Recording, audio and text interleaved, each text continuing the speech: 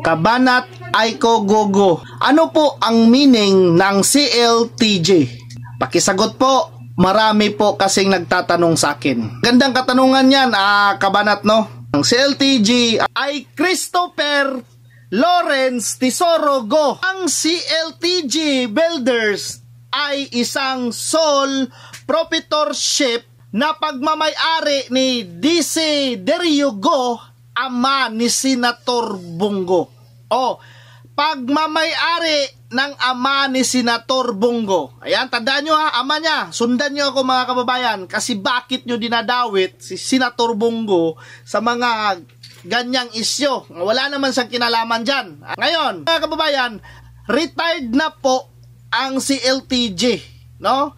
Mula noong 2019, hindi na po yan nagsasali sa mga bidding sa mga proyekto ng ating gobyerno. Ngayon, pilit talaga nilang dinadawit si Senator Bongo. So, isalin na natin itong Alfredo Builders and Supply ay pagmamay-ari ni Alfredo Go. Half brother ni Senator Bongo. Half brother hindi ni Senator Bongo, half brother ni Senator Bongo.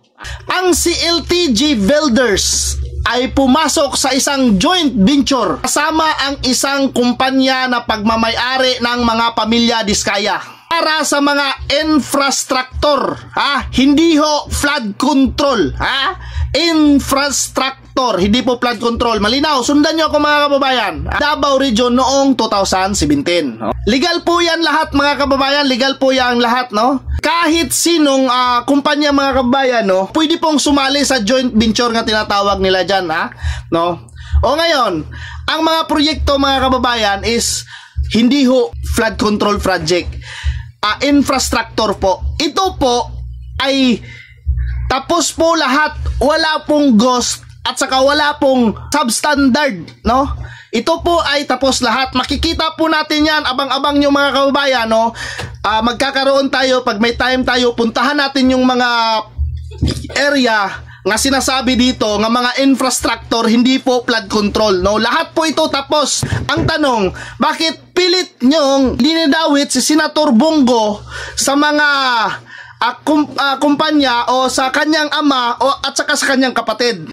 Wala naman pong ganyanan, di ba? Respetuhan lang po tayo. Sa mga hindi pa nakakaalam, si Senator Bongo ay 24 years old pa po lamang ay umalis na ho siya sa poder ng kanyang pamilya, no, para magtrabaho kang dating former President Rodrigo Duterte dito po sa Davao City. Yung negosyo ng kanyang ama, hindi ho siya kikisali, no, kasi gusto niya ho magsilbi sa bayan. At saka sa hindi pa po nakakaalam, no, sa gusto talaga, panoorin nyo po yung maalaala mo kaya, nandoon po yung istorya ni Senator Go.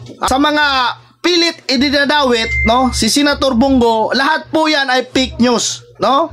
Fake news po yan lahat sapagkat si Senator Bongo ay mahigpit na pinagbibilin at alam po ng ating dating former president yan na kung sakasakaling may kapamilya siya na gagamitin yung pangalan niya pagdating sa mga project, ay wag ho, i-deny ho yan, wag ho tanggapin dahil may delikadisa po. Iniiwasan niya po, ayaw nyo na magkakaroon ng kontrobersyal, mga delikadisa ba, magkaroon ng isyo, pero pilit pa rin nilang idiniin si Senator Bongo kahit walang katotohanan at walang pruweba, no?